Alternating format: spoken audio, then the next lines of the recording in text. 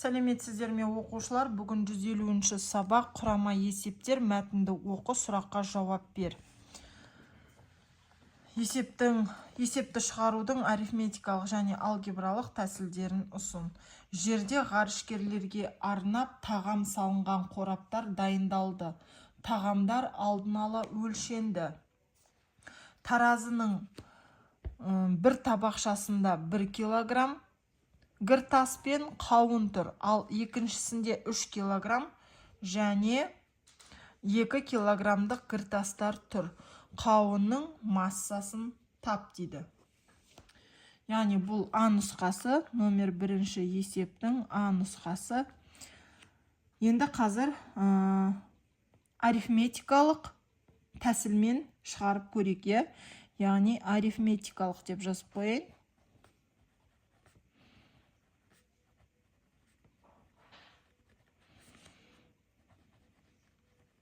Арифметикалық тәсіл. Яғни бұл жерде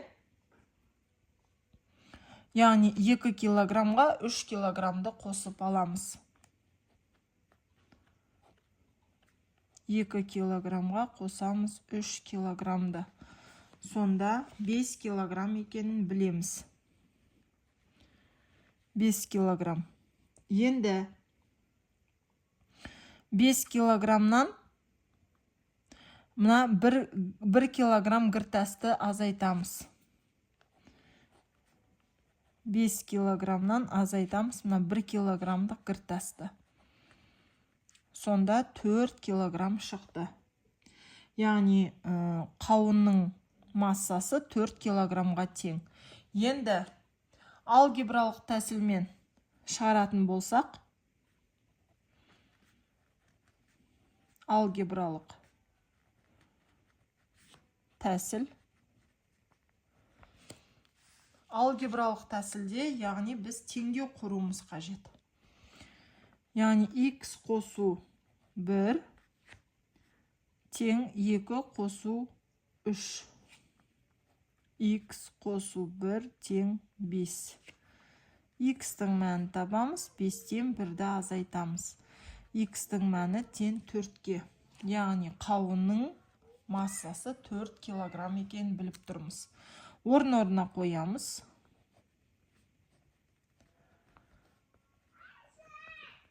Яғни жауабы.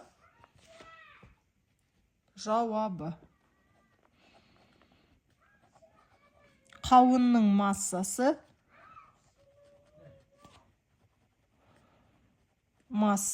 4 килограмм.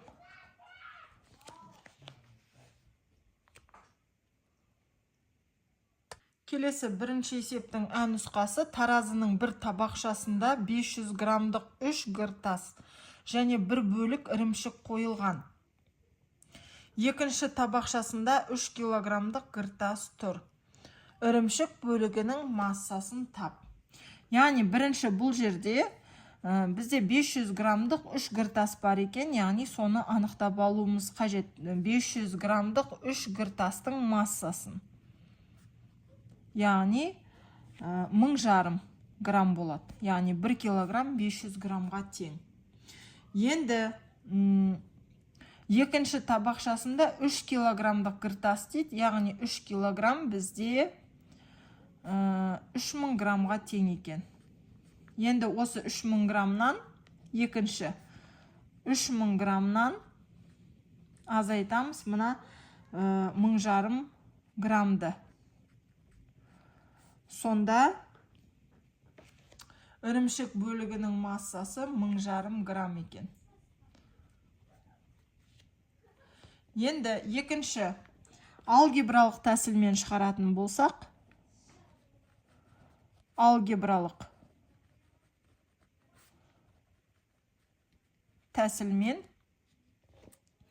яғни бұл жерде 500-ді көбейтеміз 3-ке, қосамыз x-ті тең 3000. Яғни мұнда 1000 қосу x тең 3000. X-тің мәнін табамыз, 3000-нан азайтамыз 1500-ді. X-тің мәні тең 1500-ге. Яғни бұл ірімшік бөлігінің массасы 1500 граммға тең. Орын-орнына қойайық.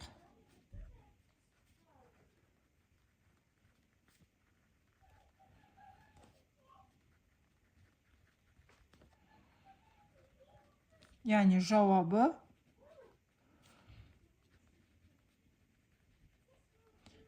ірімшік бөлігінің массасы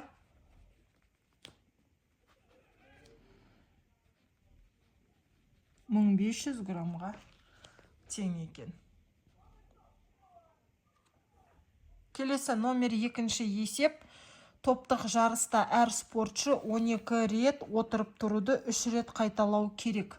Топта 5 спортшы бар, олардың әр қайсысы осындай 4 жаттығу жасайды. Барлық топ мүшесі неше отырып тұру жаттығуын жасайды. Яғни А нұсқасы әр спортшы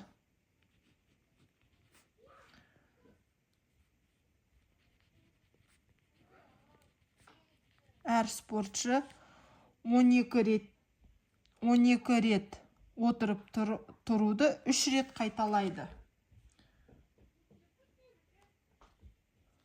Келесі номер 2-ші есеп. Есепті әртүрлі тәсілмен шығар. Топтық жарыста әр спортшы 12 рет отырып тұруды 3 рет қайталау керек. Топта 5 спортшы бар. Олардың әр қайсысы осындай 4 жаттығу жасайды. Барлық топ мүшесі неше отырып тұру жаттығуын жасайды дейді. Енді бұл есептің қысқаша жазылуы, енді бізде шешуі. Яғни бірінші тәсіл, ол бізде 12-ні 3-ке көбейтіп аламыз. Яғни 36 болады екен. 36-ны 5 спортшыға көбейтеміз. Себебі бізде спортшы саны 5. Сонда 180 болады. Енді жаңағы 4 жаттығу, әр қайсысы 4 жаттығу жасайды екен. Яғни 180-ді көбейтеміз 4-ке. Сонда 720 болады. Енді екінші тәсілі. Яғни оны былай жазамыз. 12 көбейту 3 көбейту 4. Енді осының барлығын көбейтеміз және де 5-ке. Сонда бізде 720 шығады екен. Бұл екінші тәсіл. Жауабы. Бұлай сызып қояйын. Мынау екінші тәсіл, мынау бірінші тәсіл. Жауабы 720 рет отырып тұру жаттығуын жасайды.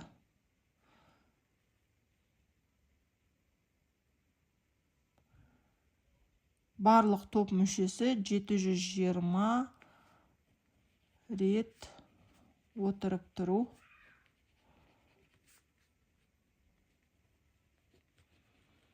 жаттығуын жасайды.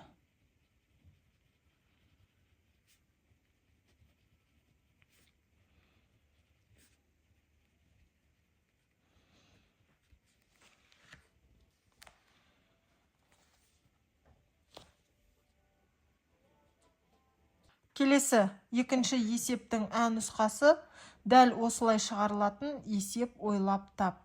Яғни бізде 6 спортшыдан тұратын 4 топ бар екен. Әр спортшы 5 реттен 3 жаттығу жасайды екен. Яғни барлығы олар неше жаттығу жасайды екен.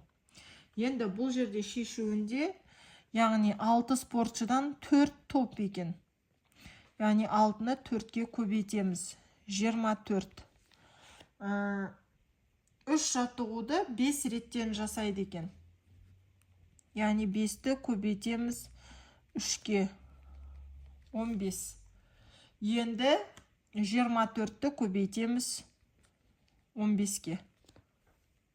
Сонда барлығы 360 жаттығу екен. Енді екінші тәсілі 6-ны көбейтеміз 4-ке, көбейтеміз 5-ке, және де көбейтеміз 3-ке. Сонда тең болады 360. 360. Жауабы 360 жаттығу жасайды.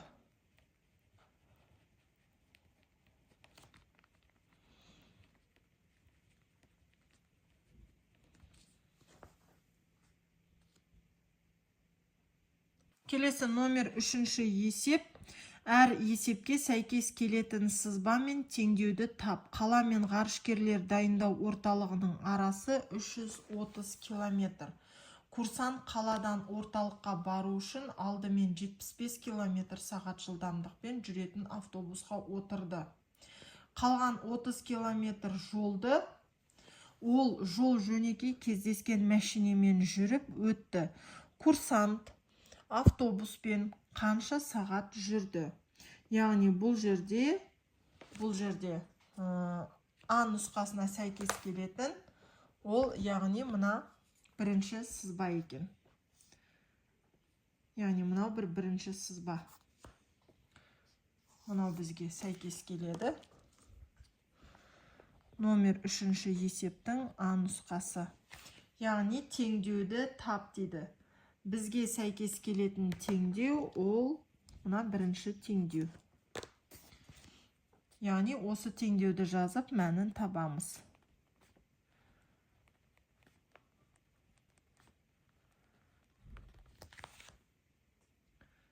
Яғни бұл жерде 75 көбейту x тең 330-дан азайтамыз 30-ды.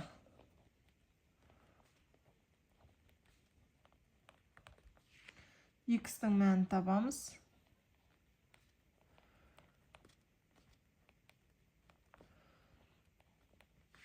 X-тің мәні тең 4-ке.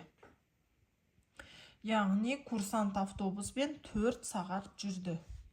Жауабы 4 сағат жүрген екен. Енді орын-орнына қоямыз.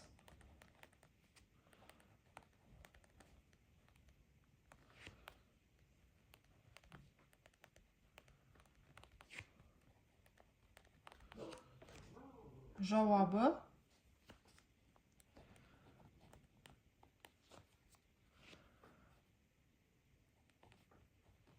қысқаша жаза салайын. Сіздер толықтырып жазсаңыздар болады. Келесі номер 3-ші есептің Ә нұсқасы. Қала мен ғарышкерлер дайындау орталығының арасы 330 километр. Курсант қаладан орталыққа бару үшін 75 км сағат жылдамдықпен жүретін автобуспен 4 сағат жүрді.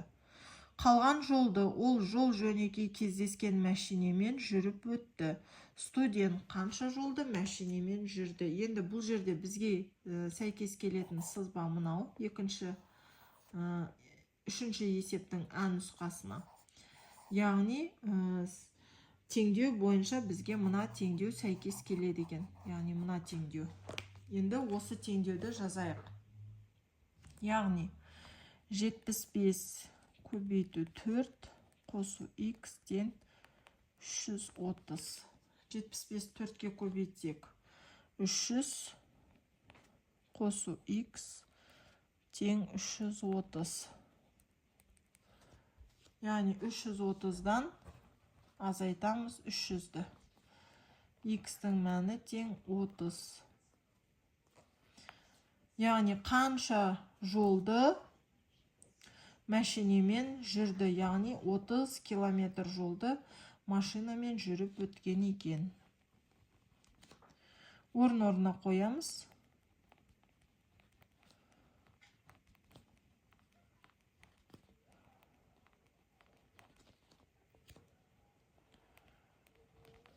Яғни жауабы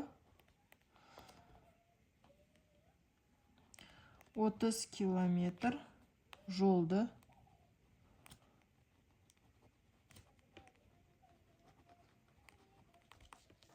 жүрді. Келесі номер 4-ші есеп. Ғарышкерлерге тағам әзірлейтін ас үйге 150 килограмм көкөніс әкелінді. Оның бір бөлігі тең бөлініп, 8 жәшікке салынды. Егер әлі 70 килограмм көкөніс қалған болса, бір жәшікте қанша килограмм көкөніс бар? Есептің қысқаша жазылуын жаздық, енді шешуі. Яғни теңдеу құруымыз қажет. Яғни бұл жерде көбейтеміз x-қа тең 70. Яғни 8x деп жазамыз. 150 азайту 70. Яғни мұнда 80. X-тің мәні 80-ді бөлеміз 8-ге. X-тен 10. Яғни бір жәшікте 10 килограмм көкөніс бар екен. Енді орын-орнына қоямыз.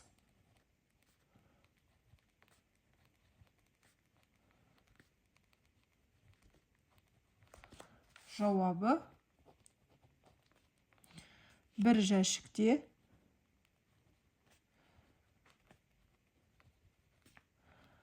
10 килограмм көкөніс бар.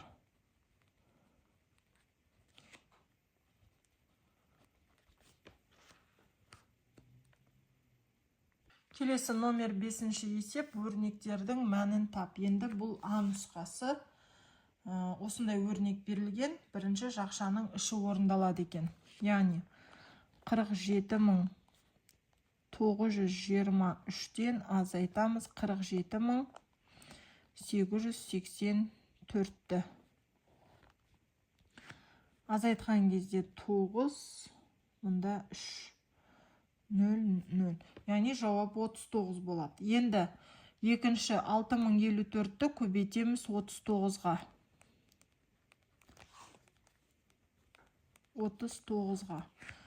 4 жердегі 9-ым 36, 3 ойдан 45, 48, 8, 4 ойдан 0, 4, 54. Енді 3-ті көбейтеміз 4-ге. 12. X-ін жазамыз 1 ойда 15, 16, 1 ойда 0, 1, 18. Енді қосамыз 6, 0, 1 ойда 10, 11, 1 ойда 5, 6, 13, 1 ойда 2. 236.106. Енді келесі үшіншісі, яғни 700.700-ден азайтамыз 236.106-ны. 700.700-ден азайтамыз осы санды 236.106-ны. Яғни азайтқан кезде бізде 4, 9, 5, жерде 4, 6, 4. Яғни 464.594 шығады екен. Енді осы саннан 65.548-ді азайтамыз. Яғни 464.594 азайту 65.548. Яғни азайтқан кезде 6, 4, 0, 9, 9, 3. Яғни 399.046 шығады екен. Жауабы. Яғни мен қызыл пастамен жазып қойын. Мына жерге 399.046.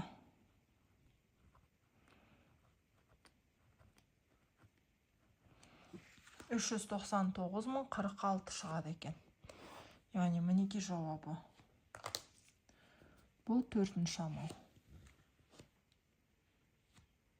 Келесі 5-ші есептің А нұсқасы, яғни бұл жерде де бірінші жақшаның іші орындалады, яғни бөлу амалы. Енді 14.084-ті бөлеміз 28-ге. Яғни 140-тан аламыз, ішінде 5 рет бар, көбейткен кезде 140 болады екен. Азайтқанда 0, 8-ді түсіреміз, 8 28-ден кіші болғандықтан 1 0 тіркейміз. Яғни 84-тің ішінде 3 рет бар, көбейткен кезде 84, азайтқанда 0. 503. Екінші тәсіл, яғни екіншісі ол азайту амалы болады. Яғни 503-тен азайтамыз 23-ті. 0, яғни 48. 480 болады. Үшіншісі, 480-нен азайтамыз 27-ні. Мұнда 3, 7-тен 2, 5, мұнда 4, 453. Енді 120-ны 60-ға бөлсек 2 болады. Яғни келесі мынау 4-ші тәсіл. 120-ны бөлеміз 60-ға, былай 0-дерін жоя саламыз. 12-нің ішінде 6 2 рет бар. 12, 0. Енді осы 453-тен азайтамыз 2-ні. 453 азайту 2. 1, 5, 4. Яғни 451 шығады екен. 451. Мінекей. Келесі Б нұсқасы. Яғни бұл жерде жақшаның ішінде 10-ның квадраты қосу 11-дің квадраты қосу 12-ның квадраты берілген. Яғни бізде 10-ның квадраты тең 100-ге, 11-дің квадраты тең 121-ге, және де 12-ның квадраты тең 144-ге. Енді барлығын қосып шығамыз. Яғни 100-ге қосамыз 121-ді. 1, 2, 2, 221. Енді 221-ге қосамыз 144-ді. 365. Енді 365-ді бөлеміз 73-ге. Бұл, яғни бірінші, екінші амал болса, мынау үшінші амал болады. Яғни 365-ді бөлеміз 73-ге. 365-тен аламыз, 5 рет береміз, 365, 0. Яғни 5. Енді 895-ге 5-ті қосамыз. 95 қосу 5. Яғни 900 болады, е? Жауабы 900 деп жазамыз.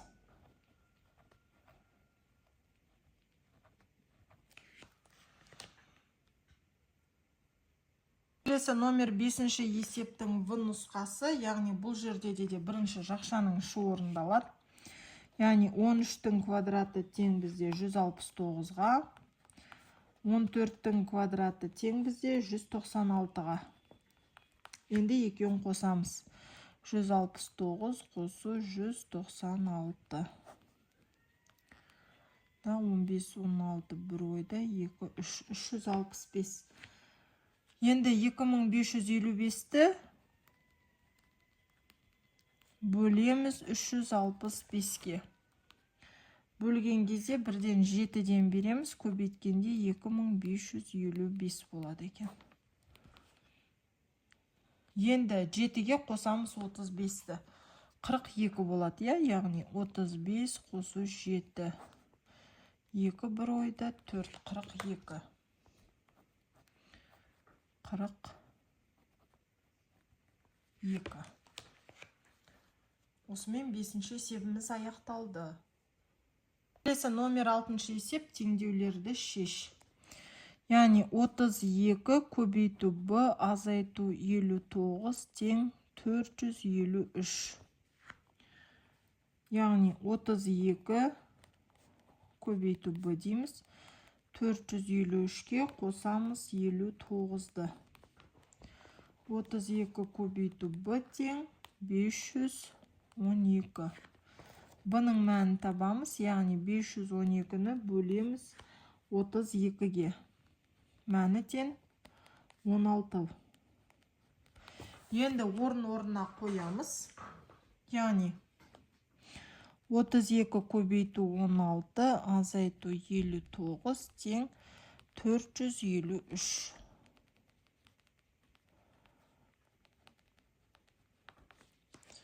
Келесі.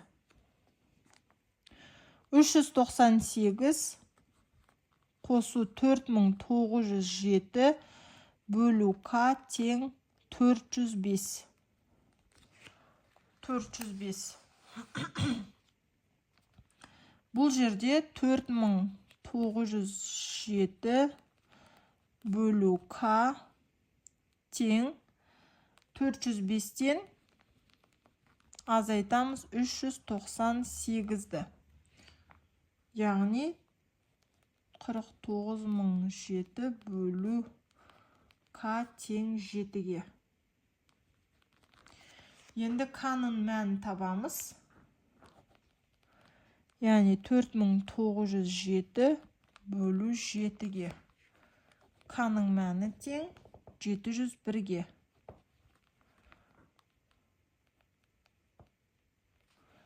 Енді орын-орнына қоямыз.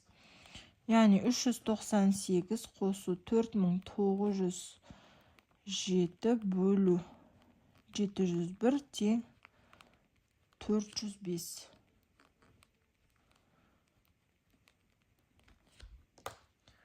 Мінеке бұл екінші теңдеу.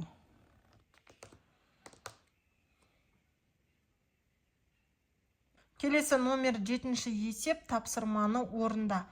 Шеңбердің қандай бөлігі боялғанын жаз, қандай бөлігі боялмаған. Тиісті өлшеу жұмыстарын жүргіз. Дәптеріңе өлшемі осындай шеңбер сыз. Яғни балалар, сіздер дәл осындай шеңбер сызу керексіздер. Яғни көлемі дәл осындай болу қажет. Яғни бұл жерде диаметрі 3 сантиметрге тең. Диаметрі тең 3 сантиметр. Диаметр дегеніміз, яғни мына жердегі аралықтан мына жердегі аралыққа дейінгі ара қашықтықты біз диаметр дейміз. Радиус дегеніміз мына осьтан бастап, мына ортадағы нүкте, яғни центрдан бастап, мына қашықтыққа дейінгі аралықты, яғни біз радиус дейміз. Мына жер радиус екен, мына жер яғни радиус, ал бұлай болса ол диаметр болады екен. Енді диаметрі 3 сантиметр, радиусы 15 миллиметр. Немесе 1 сантиметр 5 миллиметрге тең радиус сызуларыңыз қажет. Радиусқа тең шеңбер сызуларыңыз қажет. Яғни дәл осындай шеңбер сыз деп тұр. Енді қандай бөлігі боялған және боялмаған. Яғни неше бөлікке бөлінген? 1, 2, 3, 4, 5, 6, 7, 8. 8 бөлікке бөлініп, 3 бөлігі боялған. Яғни боялған. Яғни 5 бөлігі боялмаған екен. 8-ден 5 бөлігі боялмаған.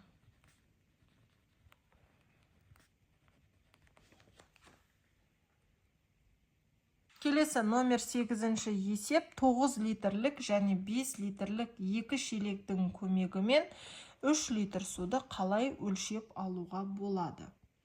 Яғни біз 9 литрлік шелекке толық 9 литр суды толтырамыз.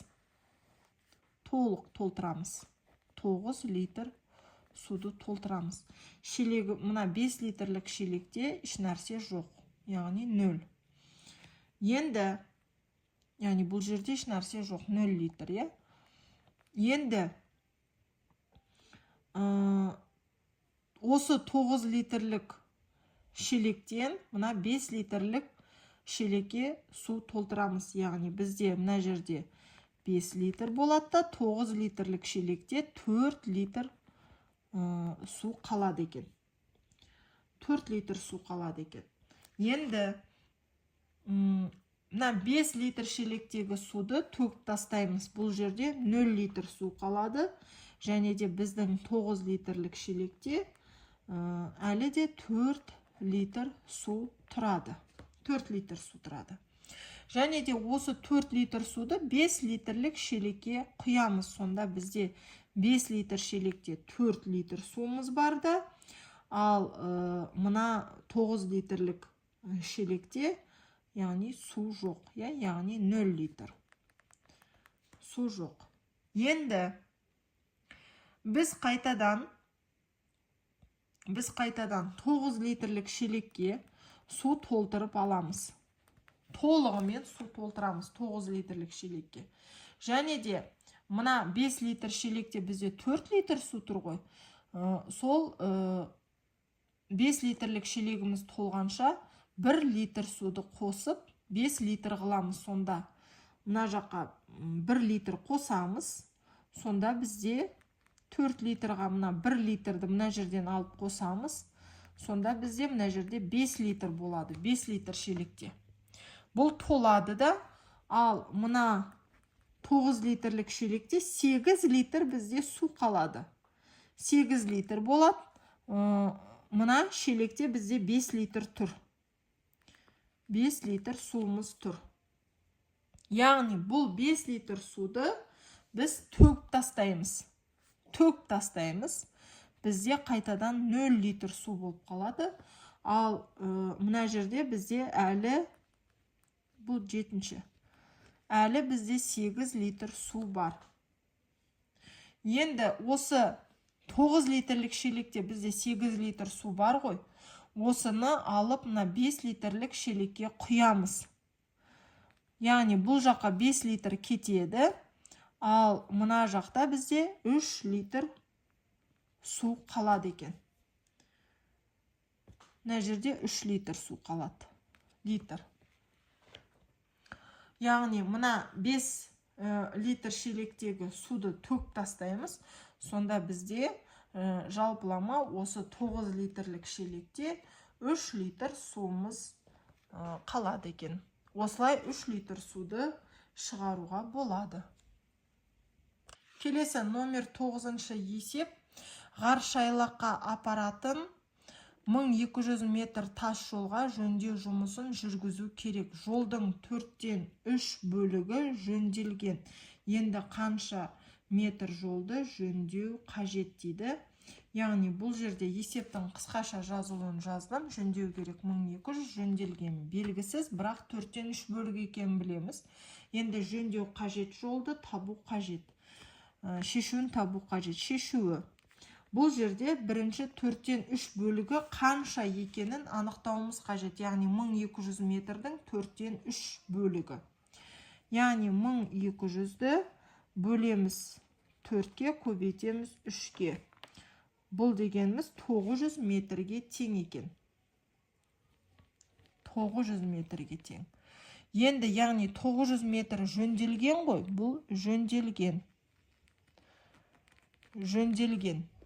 Енді 1200-ден азайтамыз осы жөнделгенін 900-ді. Сонда әлі де жөнделу қажет 300 метр жол екен. Жауабы.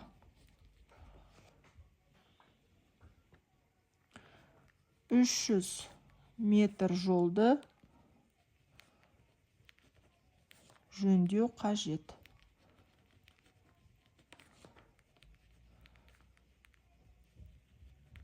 Жөндеу қажет. Бұл яғни номер 9-шы есеп. Осымен балалар 150-ші сабақ аяқталды. Менімен болғандарыңызға рахмет. Маған тіркеліп, лайк басып, комментарий жазуды ұмытпаңыздар. Ал біз сіздермен келесі 151-ші сабақта кездескенше сау болыңыздар.